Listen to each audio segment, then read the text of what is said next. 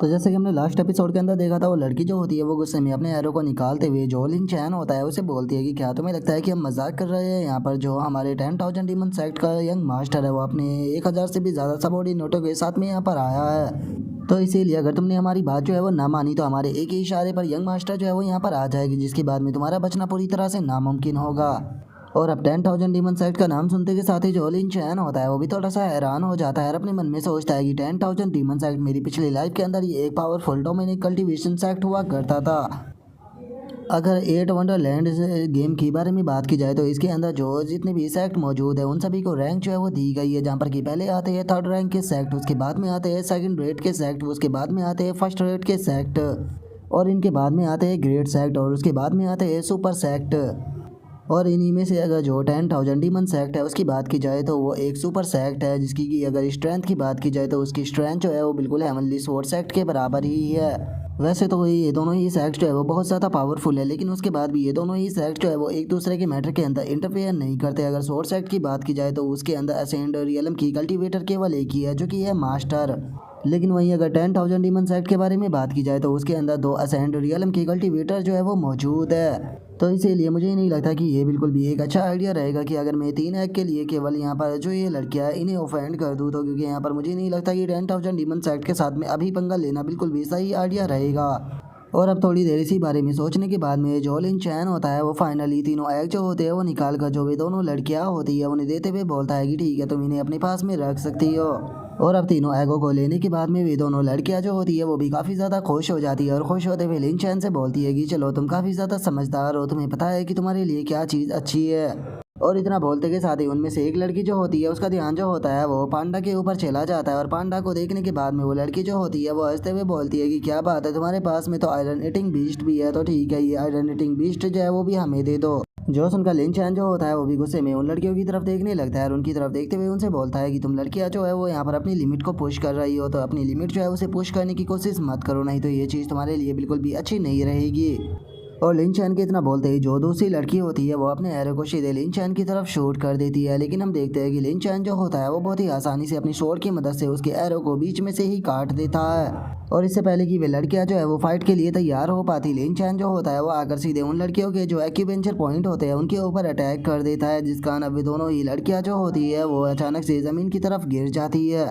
और अब वे लड़कियां जो होती है वो अपनी जगह से हिलने की कोशिश करती है, लेकिन वे अपने शरीर को नहीं हिला पाती, जो देखने के बाद में वे चिल्लाते हुए बोलती है कि आखिर ये हमारे साथ में क्या हो गया, हम अपनी बॉडी जो है उसे क्यों नहीं हिला पा रहे।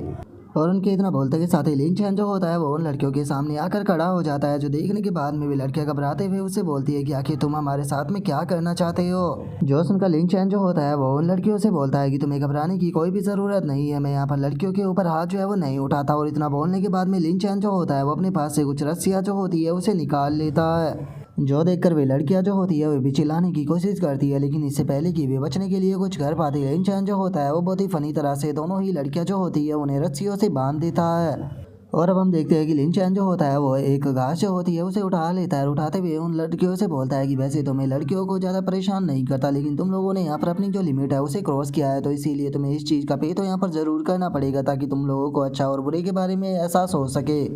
और अब इतना बोलते के साथ ही लिन चैन जो होता है वो उन दोनों के पैरों में गुदगुदी करना शुरू कर देता है, जिसका हंसते हंसते उन दोनों की हालत जो होती है वो बहुत ही ज़्यादा ख़राब हो जाती है, और वे लिन चैन से माफ़ी मांगते हुए बोलती है कि प्लीज़ प्लीज़ हमें माफ़ कर दो, आज के बाद में हम कभी भी ऐसा नहीं करेंगे। यहाँ तक कि हम अब जो तुमसे एग लिए थे वे एग भी वापस लौटाने के लिए तैयार है, यहाँ तक कि हमारे पास में जो कुछ भी सामान है हम तुम्हें सभी का सभी जो है वो देने के लिए तैयार है, प्लीज़ हमें जाने दो, हम आगे से ऐसा कुछ भी जो है वो नहीं करेंगे।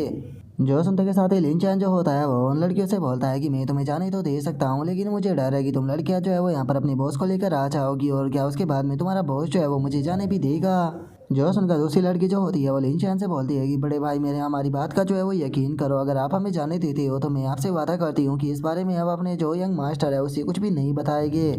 जो सुनकर अब लिन चैन जो होता है वो उन लड़कियों की जो रस्सियाँ होती है उसे काट देता है, जो देखते के साथ ही अब वे लड़कियाँ जो होती है वहाँ से भागना शुरू कर देती है, और अपने पास से सिग्नल को निकालते हुए हंसते हुए लिन चैन से बोलती है कि सच में तुम तो बहुत ही बड़े बेवकूफ़ हो, जो कि तुमने हमें इस तरह से जाने दिया, अब तुम चिंता नहीं बचोगे।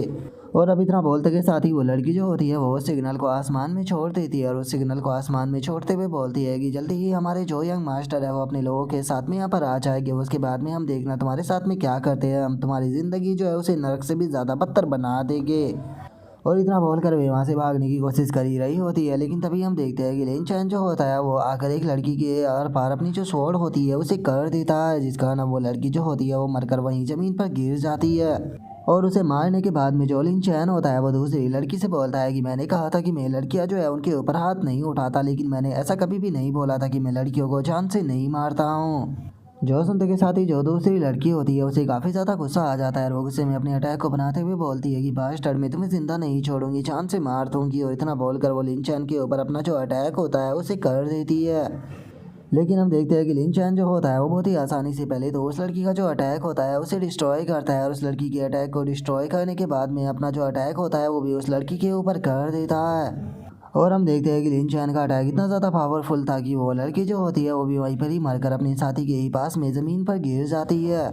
और उन दोनों लड़कियों को मार देने के बाद में जो लिन चैन था वो उनकी तरफ देखते हुए बोलता है कि मैंने तुम्हें यहाँ पर जिंदा रहने का मौका दिया था, लेकिन तुम बार बार जो है वो यहाँ पर मेरी लिमिट को क्रॉस करती रही। इसका मतलब तुम लोगों को यहाँ पर जिंदा रहने का मन जो था वो नहीं था, और अब तुम लोगों को यहाँ पर अपना जो एक्शन था उसके लिए प्राइस पे करना पड़ गया। और इतना बोलते के साथ ही अब जो लिन चैन होता है वो पांडा को आवाज़ लगाते हुए उसे बोलता है कि आयरन ईटिंग बीस्ट चलो तैयार हो जाओ, हम लोगों को यहाँ से निकलना होगा। जो सुनते के साथ ही पांडा भी लिन चैन के पास में आ जाता है। और अब हम कुछ टाइम बाद का सीन देखते हैं जहाँ पर कि अब कुछ बंदे जो होते हैं वो वहाँ पर आने लगते हैं, और अब एक बंदा जो होता है वो वहाँ पर आते हुए दूसरे बंदे से बोलता है कि यंग मास्टर एक बार ज़रा यहाँ पर देखिए, ये दोनों लड़कियाँ जो है वो यहाँ पर मरी हुई पड़ी है, जो कि हमारे सेक्ट के ही मेंबर थी। जो सुनते के साथ ही वो यंग मास्टर गुस्से से उन लड़कियों की तरफ देखते हुए बोलता है कि मैंने जो ये इन्हें सिग्नल था वो इसीलिए दिया था ताकि ये उसका इस्तेमाल कर सके अगर इन्हें थंडर ड्रैगन नज़र आता है तो, लेकिन मैंने नहीं सोचा था कि ये यूज लैश जो है वो अपनी जान बचाने के लिए इसका इस्तेमाल करेगी। क्या सच में इन यूज लैशों को ऐसा लगा था कि मैं इनकी जान बचाने के लिए जो है वो यहाँ पर आऊँगा? इन लोगों के कारण जो मेरा टाइम है वो बहुत ज़्यादा बर्बाद हुआ है, तो इसीलिए इन दोनों की जो डेड बॉडी है उसे उठाकर यहाँ पर जो थंडर एलिगेटर है उन्हें खिला दो। जो सुनते के साथ ही जो उस यंग मास्टर का साथी होता है वो भी उसे ओके बोल देता है, जिसके बाद में वो यंग मास्टर जो होता है वो अपनी पावर का इस्तेमाल करने लगता है। और अपनी पावर का इस्तेमाल करते हुए बोलता है कि यकीन नहीं होता कि किसी पर्सन के अंदर इतनी ज़्यादा हिम्मत आ गई कि उसने 10,000 डीमन सेक्ट के डिसाइपलों को मार दिया। लगता है कि उसकी ज़िंदगी का मन जो है वो भर चुका है, तो ठीक है मैं उसे ढूंढ कर अपने हाथों से ज़रूर मारूंगा। पड़े ही ये बिल्कुल नाकारा डिसाइपल थी, लेकिन उसके बाद भी ये मेरे 10,000 डीमन सेक्ट की डिसाइपल थी, और कोई भी पर्सन जो है वो यहाँ पर मेरे 10,000 डीमन सेक्ट के डिसाइपल को टच नहीं कर सकता। तो इसीलिए अब हमारे यहाँ पर 2 टारगेट जो है वो हो चुके हैं। सबसे पहले तो हमें यहाँ पर जो थंडर ड्रैगन है उसे ढूंढना है, और थंडर ड्रैगन को ढूंढने के बाद में उस बास्टर्ड को भी ख़त्म करना है। याद रखना है कि वो यहाँ से जिंदा बचकर ना जा पाए। जो सुनते के साथ ही हम देखते हैं कि जो लिन चैन होता है वो भी वहीं पास में छुपा हुआ होता है, और उसे देखने के बाद में वो अपने मन में सोचता है कि ये तो ली सिंह है, जो कि जो 10,000 डेमोनिक सेक्ट है उसका यंग मास्टर है। ये यहाँ पर यंग जनरेशन को लेकर आया है। अगर इस पर्सन का जो नेचर है उसके बारे में बात की जाए तो ये पर्सन जो है वो बहुत ही ज़्यादा एरोगेंट है, और उसी के साथ में बहुत ही ज़्यादा रूथलेस भी। जिस टाइम पर दोनों वर्ल्ड जो थे वो एक साथ में मर्ज हो गए थे, तो उस टाइम पर जो डेमोनिक सेक्ट था उसने यहाँ पर इसी पर्सन को लीड करने के लिए भेजा था, और इसने बहुत सारी जो रियल वर्ल्ड की सिटी थी उन्हें कॉन्कर कर लिया था। यहाँ तक कि उन सिटी के जो प्लेयर थे उन्हें भी अपना सबऑर्डिनेट जो है वो बना लिया था। लेकिन इन दोनों लड़कियों के कारण इस टाइम पर जो लीजिंग है वो मेरा दुश्मन जो है वो बन चुका है, तो इसीलिए फ्यूचर में जो मेरे एक्शन होने वाले हैं उन्हें मुझे और भी ज़्यादा केयरफुल होकर जो है वो चलना होगा, क्योंकि एक छोटी सी गलती मेरे लिए काफ़ी ज़्यादा प्रॉब्लम क्रिएट कर सकती है। और इतना बोलकर लिन चैन जो होता है वो अम्ब्रेला को लेकर बहुत ही फनी तरह से रोने लगता है। रोते हुए अपने मन में सोचता है कि बस अब मेरे पास में बैकअप के लिए मास्टर ही है। लेकिन जो मास्टर है सच में वो बहुत ही ज़्यादा चार्मिंग है, तो इसीलिए उन्हें इस प्रकार के जो खतरे हैं उनके अंदर डालना बिल्कुल भी सही नहीं रहेगा। और अब इतना बोलकर लिन चैन जो होता है वो बहुत ही खतरनाक इमेज जो होती है वो अपने माइंड के अंदर बनाने लगता है। और इसे सोचने के बाद में लिन चैन भी अब थोड़ा सा ब्लश करने लगता है, और ब्लश करते हुए अपने मन में सोचता है कि ये वाली जो चीज़ है वो केवल फीमेल मास्टर के ऊपर ही अप्लाई होती है, ना कि मेल मास्टर के ऊपर। और अब लिन चैन के इतना सोचते के साथ ही हमारा व्यू सेक्ट मास्टर के ऊपर आ जाता है, जिन्हीं की छींक आ रही होती है, जिसे देखकर जो सेक्ट मास्टर होती है वो बोलती है कि आखिर कौन मेरे बारे में बात कर रहा है, या फिर कहीं ऐसा तो नहीं कि मुझे सर्दी जो है वो लग चुकी है, लेकिन आखिर मुझे सर्दी कैसे लग सकती है। और सेक्ट मास्टर के इतना बोलते के साथ ही उसकी एक सबऑर्डिनेट जो होती है वो सेक्ट मास्टर के पास में आ जाती है, और आते हुए बोलती है कि सेक्ट मास्टर आपने जो जो भी आइटम बोले थे मैं सभी के सभी जो है वो लेकर यहाँ पर आ चुकी हूँ। जो सुनकर सेक्ट मास्टर जो होती है वो सबऑर्डिनेट से बोलती है कि चलो बहुत अच्छा, जितना भी सामान तुम लेकर आई हो वो सारा का सारा जो है वो टेबल के ऊपर रख दो। और इतना बोलते के साथ ही अब जो सेक्ट मास्टर होती है वो सारे के सारे सामान को चेक करने लगती है, और सारे के सारे सामान को चेक करते हुए बोलती है कि बहुत बढ़िया, मैंने जो कुछ भी तुम्हें लाने के लिए बोला था तुम सारा का सारा सामान जो है वो लेकर आ चुकी हो, और सारा का सारा सामान जो है वो भी एकदम से फ्रेश है। और अब इतना बोलते के साथ ही जो सेक्ट मास्टर होती है वो भी अपने माइंड के अंदर एक प्यारी सी इमेज जो होती है वो बनाने लगती है, जहाँ पर कि वो लिन चैन को अपने हाथों से खाना जो होता है वो खिला रही होती है।